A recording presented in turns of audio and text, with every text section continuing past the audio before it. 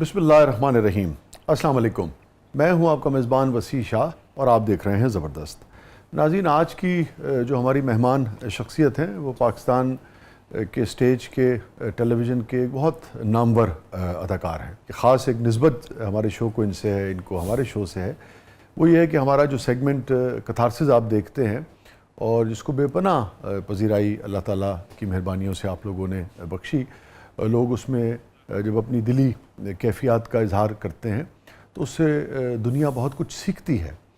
बुनियादी तौर पे इस सेगमेंट की बुनियाद का आगाज़ जो है वो जो आज की मेरी मेहमान शख्सियत हैं उन्हीं की वजह से हुआ था। उन्हीं की वजह से यूँ हुआ था कि उसको मकबूलियत की पहली सनद जो है उस सेगमेंट को वो इनके कथारसिस से हुई थी। इन्होंने जब अपने दिल का हाल बहुत ही नेकनियती के साथ, बहुत ही खुलूस के साथ, बहुत ही सच्चाई के साथ हमारे शो में अवामुन नास के सामने रखा, तो उनकी उस तजुर्बे से, उस वाक़े से दुनिया ने बहुत सीखा।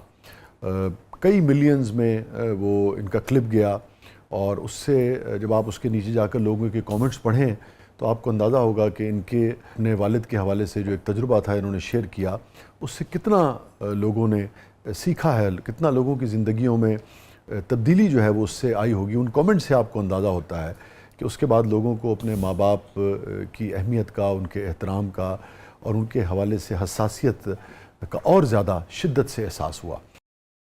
अम्मी अब्बा तो गुज़र गए, चले गए। मुझे एक बात का जिक्र पता नहीं क्यों हो जाता है, पता नहीं क्यों। हालांकि यानी कि मौत के करीब अब्बा जी ने एक दिन मुझे कहा कि यार मैंने 2000 रुपये दे दें, तो मैंने उनको 1000 दिया, हालांकि मेरे पास था।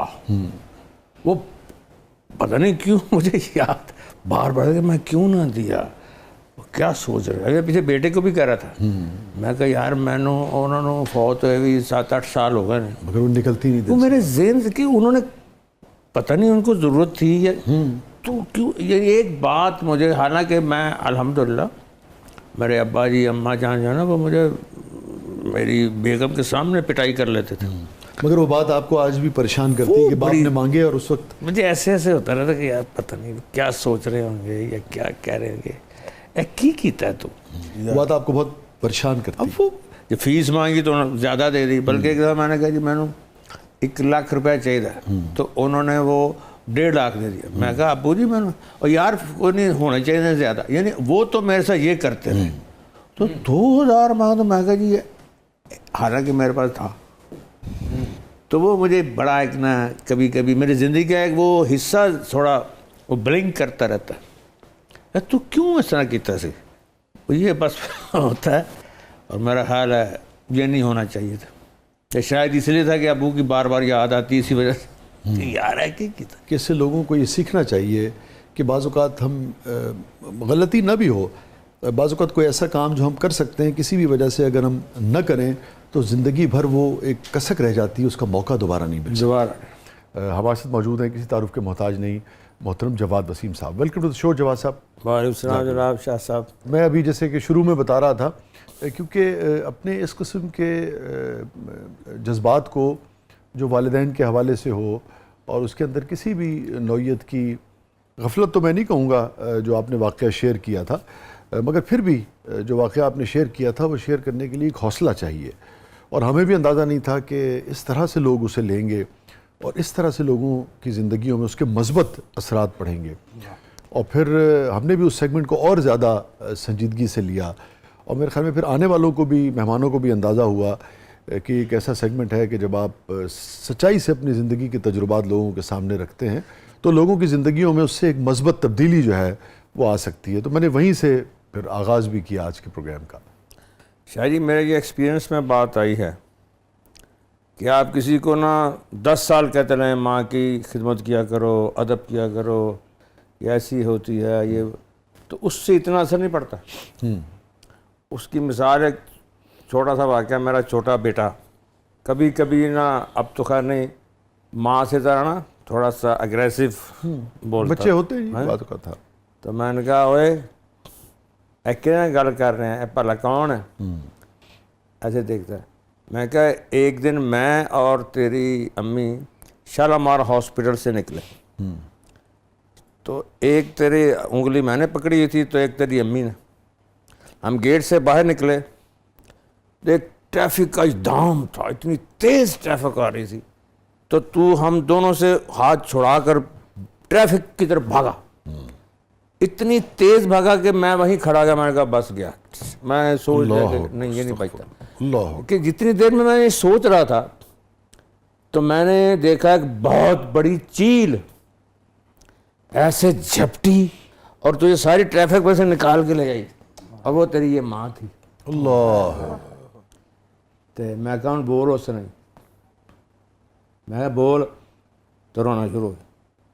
یعنی وہ جو ہے نا احساس, زہر پینے سے بھی مرتا نہیں انسان کبھی, اور کبھی تلخی احساس سے مر جاتا ہے. تو یہ کوئی احساس کی دنیا ہے. مذہب بھی ہمارا ایک احساس کا نام ہے.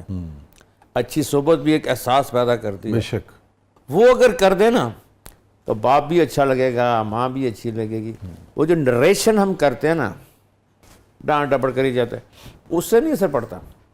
اس کے اندر کے جو جذبات اور احساس ان کو چھونا ہوتا ہے, وہاں ہمارے جگانا ہوتا ہے. یورپ میں, انگلینڈ میں بچوں کو ایک لفظ سکھا دیا انہوں نے کہ ماں کو کہہ رہی ہے, سختی سے کوئی بات کہہ رہی ہے, تو وہ کہتے ہیں یہ آپ ایموشنل بلیک میلنگ کر رہے ہیں. تو میں کہتا ہوں, میں ان کو ڈانٹتا ہوں, بھائی یہ ایموشنل بلیک میلنگ نہیں ہوتی, یہ ایموشنل رائٹس ہوتے ہیں. واہ. جس کو آپ بلیک میلنگ کا نام لے کے آپ نے پورا فیملی سٹرکچر تباہ کر دیا. ماں نے کہا کو تمہیں بلیک میل کرنا, یا باپ نے کہاں سے کرنا, یا بہن سے, یہ تمہیں بلیک میل کرنے کے پیدا کیا. ان کے رائٹس ہوتے ہیں چھوٹے چھوٹے, ان کا جی چاہتا ہے. تو یہ اس کو مت ایسے یوز کیا کرو. میں اور میری بہن ناروے میں, بہت اچھی بات کی آپ نے, بہت اچھی بات. وہ چند مادی چیزوں کو سمجھا کہ یہی زندگی ہے, روٹی کپڑا اور مکان. جی جی جی. ارے یہ زندگی تھوڑی ہے, یہ تو کم بھی ہو. میں اپنی والدہ کو جانتا ہوں, غربت کی انتہا. یہ نہیں ہوتا چھان برا, گھر کے جو سمجھتے ہو سوکھی روٹیاں اور یہ وہ بیچ کے تو آنا 2 آنے 4 آنے لے کے ہمیں. پھر بعض کا ہمارے وہاں بھینس گزرتے تھے, وہ گوبر نہیں کرتے تھے, تو لا کے اس کا بنا کے نا وہ اپلے تو ان کی وہ جلایا کرتے تھے. تو ایک دفعہ نا مجھے کہتی ہیں 8th کلاس میں, ہوم ورک کیا تم نے؟ میں کہا وہ بک نہیں ہے. تم نے مجھے بتایا کیوں نہیں؟ تو میرے منہ سے نکل کے میں آپ کے وہ حالات دیکھتا ہوں. انہوں نے ان کا تمہارا حالات سے کیا تعلق؟ ہم جانے تو تمہاری ایجوکیشن جانے. اور الحمدللہ میرے سارے بہن بھائی انتہائی پڑھے لکھے, میں سب سے کم ہوں. جہاں ہم نے کہا انہیں داخل کرایا, کنیڈ میں داخل کرایا, FC میں, یعنی کہ انہوں نے کہا تم, اس سے مجھے اندازہ ہوا کہ غربت کی وجہ سے بچہ نہیں رہتا, احساس نہ ہو تو پھر رہ جاتا.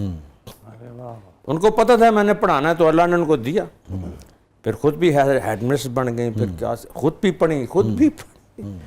تو یہ زندگی ایک سٹرگل کا نام ہے, جدوجہد کا نام ہے, یا ہار جانے کا نام ہے. اس میں ہار ہے ہی.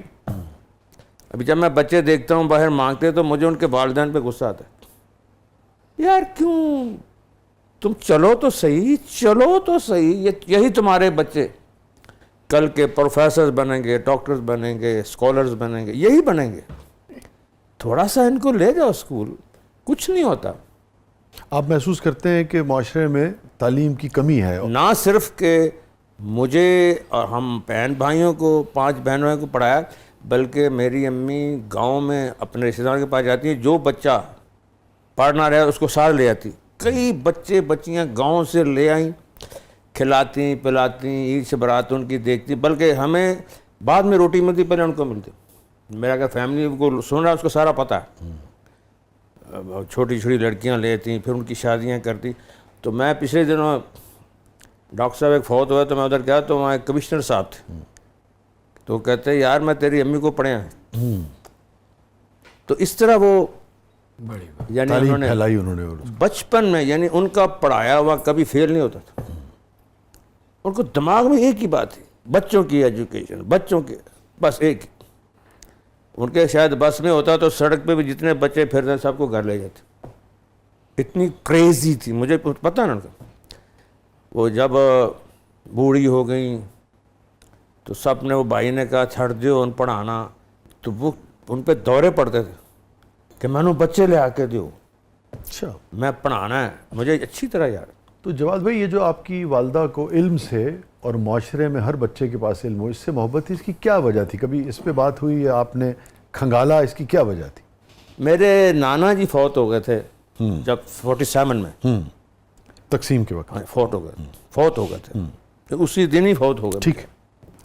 تو امی کو پھوپھی لاہور لیں, تو انہوں نے, پھوپھی نے بڑی محبت کی, ہم بڑے نانے جی کہتے تھے ان کو, لیکن امی کو احساس تھا کہ میں ان پہ بوجھ نہ بن جاؤں. تو وہ خود, یعنی آپ خود 7ویں 8ویں میں تھیں تو انہوں نے بچوں کو پڑھانا شروع کر دیا کہ میں خود سے بنوں گی, میں نانی امی پہ پھوپھی پہ بوجھ نہیں بنوں گی. تو وہ ایسا, وہ پڑھانے میں ہر ان کو یہ ذہن میں آ گیا تھا کہ میں اگر چھوٹی سی ہو کے چھوٹے بچوں کو, خود بھی چھوٹی پڑھنے کی عمر, تو وہ چھوٹوں کو پڑھاتے میں ان کو یہ احساس ہو گا کہ جو پڑھا لکھا بچہ ہوگا وہ کبھی ناکام نہیں ہو سکتا, امپاورڈ ہوگا نا, وہ ہمیشہ اپنے لیے کچھ کر سکے گا, لوگوں کے لیے بھی کچھ کر سکے گا. تو اس میں یہ بات سن کا تھا کہ پڑھو پڑھو پڑھو پڑھو. پھر قرآن شریف جو انہوں نے مجھے پڑھایا تجوید کے ساتھ, تجوید سے, ہاں 8th کلاس میں, تو وہ جو انہوں نے پڑھایا, تو اس کے بعد میں نے پھر اداکاروں کو قرآن شریف پڑھانا شروع کیا. مجھے آتا تھا, وہاں سے پھر وہ شروع ہو گیا. پھر وہ جو داڑھی شریف اور تبلیغ, وہ ان کی پوری تھی, ایک تربیت تھی, مذہبی دنیاوی دونوں سیم, بیج بویا ہوا تھا نا. یہ جو آپ کے اندر تبدیلی آئی کہ دین کو آپ نے باقاعدہ اور بہت زیادہ یعنی کہ اختیار کیا, یہ کس موقع پہ آئی؟ کو خاص ایونٹ, خاص موقع, خاص مومنٹ, خاص خیال, خاص دن آپ کو یاد ہو, یا بتدریج آئی؟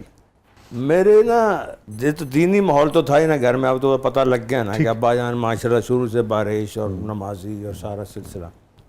میرے دل میں کیسا ہے کہ ٹھیک ہے امی نماز پڑھاتی تھیں, ابا بھی سارے کرتے تھے, قرآن پڑھاتے تھے, روزہ رکھواتے, سارے کرتے. میرے ابا جان کو نا قوالی سن کے حال پڑ جاتا تھا, یعنی کہ وجد میں آتے اللہ اللہ, خاص طور پر سرکار مدینہ سرور سینہ محمد مصطفیٰ صلی اللہ علیہ وسلم کا جب اس میں مبارک ہی کو لیتا نا تو ان کو وجد ہو جاتا تھا, خاص کیفیت میں چلے جاتے. ہم چھوٹے چھوٹے یار یہ کیا کرتے ہیں, زخمی ہو جاتے, گر جاتے, امی ان کو پکڑ رہی ہیں.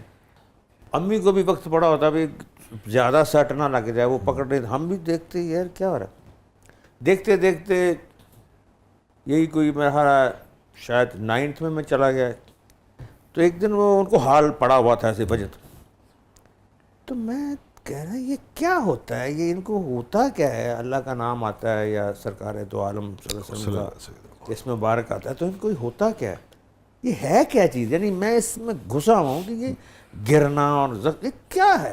یہ میں ایسے سوچ رہا ہوں تو ان کے اندر سے نا ایک روشنی نکلی ابا جی کی, اور سیدھی میرے سینے میں ایسے گھس گئی. یہ آپ فزیکل کہہ رہے ہیں یا روحانی طور پہ؟ اچھا, مطلب آپ نے باقاعدہ اس کو میں نے دیکھا, محسوس. اچھا, ایسا وہ روشنی ایسے کر کے نکلی اور ایسے کر کے میرے اندر کی, تو میں نے کہا اللہ, میرے منہ سے ایک دم وہ جو وہ کر رہے تھے نا ابا جان, تو میرے منہ سے بھی نکلا اللہ.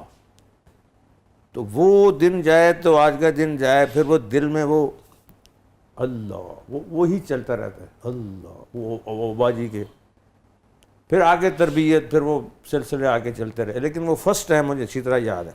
تو بڑا مختلف اور بڑا غیر معمولی واقعہ آپ نے. ہاں یہ میں کیونکہ خود میرے ساتھ ہوا, میں دیکھ رہا تھا, مجھے اچھی وہ دن یاد ہے, وہ چارپائی یاد ہے, وہ امی کا ان کو دیکھنا کہ میں کی کرا, کنٹرول نہیں نہ ہوتے تھے. تو میں کہتی میں کیا کروں, یا مامے نے بلا کے لے آ کے دی, تو وہ میں کہہ رہا یار یہ کیا ہوتا ہے ان کو, ہم اردو گھر میں بولتے تھے کیا ہو رہا ہے. تو بس وہ ایک روشنی نکلی ہے ایسے آئی ہے, بس پھر آپ کے ساتھ. جواد بھائی ابھی آپ شیئر کر رہے تھے اپنا ایک روحانی تجربہ اپنے والد کے ساتھ نا. جی جی. اور اچھا اس کے بعد پھر آل آف اے سڈن یعنی کہ اس واقعے کے بعد جو بھی آپ نے شیئر کیا آپ کے معمولات میں فوری طور پہ تبدیلی آ گئی یا اس کے بعد بتدریج آپ نے محسوس کیا کہ وہ آپ کے پورے جسم و جامع اور روح میں دھیرے دھیرے اس روشنی نے اثر فوری طور پہ تو وہ جو ہے نا کہ اللہ یہ فوری اس کا ریئیکشن یہ تو فوری ہو گیا نا, اور اب تک وہی اسی طرح یعنی کہ وہ چل رہا ہے. میں آپ سے پھر یہ جاننا چاہوں گا اور یہ آپ کو بھرپور اپنے ریفلیکسز پہ پورا آپ یقین اور اعتماد سے کہہ سکتے ہیں کہ یہ واقعہ ایسے ہی ہوا؟ بالکل صحیح کہہ رہا ہوں, باقی رب جانتا ہے, انسان کو غلطی ہو سکتی ہے لیکن میرے بقایا ہوش و حواس یہ بات کیا ہوا. اور اس واقعے کے بعد آپ یہ اسٹیج ٹی وی تھیٹر کی طرف آئے؟ اس واقعے کے بعد آیا؟ ہاں جی, ایسا کے بعد اسٹیج پہ ایسا میں نماز پڑھتا تھا. ٹھیک ہے, مگر باری